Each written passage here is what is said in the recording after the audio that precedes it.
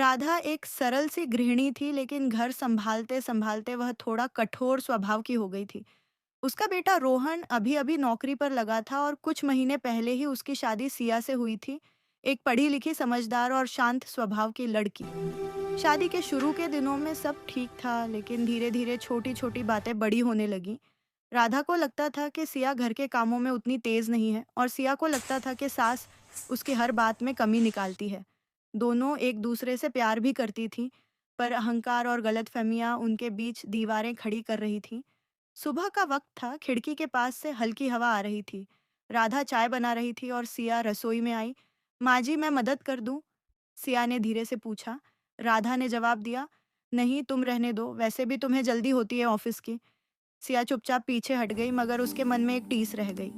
घर में खामोशी फैल गई। रोहन भी माँ और पत्नी के बीच फंसकर परेशान रहने लगा था। एक दिन सिया ऑफिस से थकी हुई लौटी।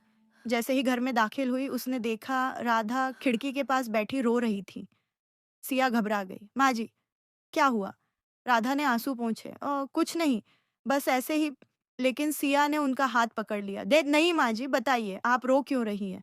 राधा ने धीमे से कहा, तुम समझती नहीं हो सिया।